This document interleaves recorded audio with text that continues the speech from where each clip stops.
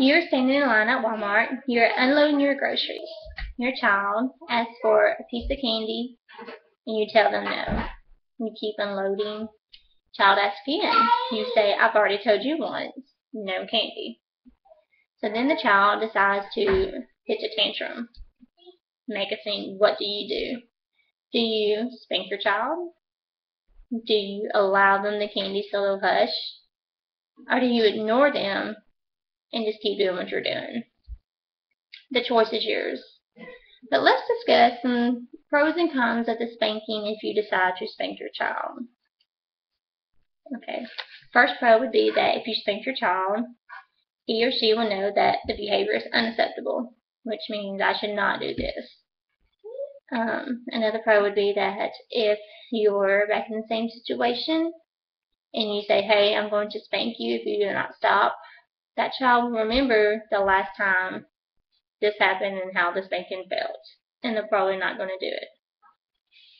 Some cons of this would be the child will fear you and possibly later on in life take this as aggression and use it, whether it be with relationships, with their own children, or just on themselves in general. Another con would be that the child could take it as abuse, and it probably would hinder them in life, whether it be sexually, relationship, just something in that order. Just remember that the moral of spanking is effective, and it's okay if you use the appropriate tools. Here I have a belt, which when I was younger it was either belt or hickory. I have a spoon. We're going to pretend it's a wooden spoon. I've been with a wooden spoon before. And then I have what God blessed me with, my hand. You know, and just put a pop on the butt. Usually helps a little bit.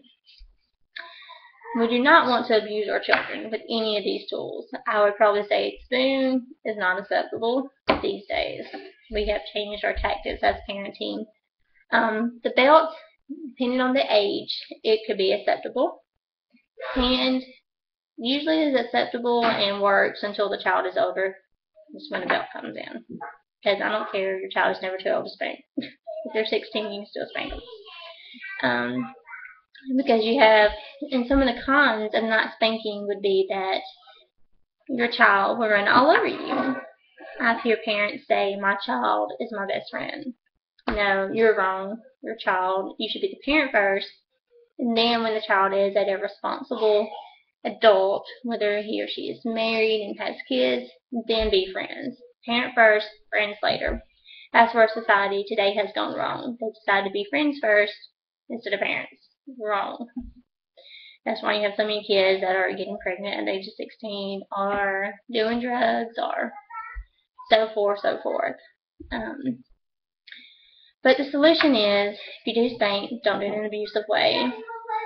If you do not spank, give them appropriate consequences, whether it be depending on the age. Take the cell phone away, take the TV out of the room, ground them. None of these really worked for me because I just felt like that was just saying it was okay. That people had different tactics, and you know, what you decide is your decision, and it's how you raise your own kids. You don't get an instruction book for children. So, the purpose of my speech is to persuade you, if you spank your child, do it appropriately. Don't do it abusively. I have 3 sites you can look at that has, most of them have cons on there, but a lot of them do have some of the pros of the spanking. You can go to psychcentral.com, you can go to www.momlogic.com, or you can go to familyeducation.com. I hope these resources would help you if you were to look them up, and I hope that you make the appropriate decision in how to discipline your child. But just remember, the choice is yours to spank or not to spank. Make the right decision.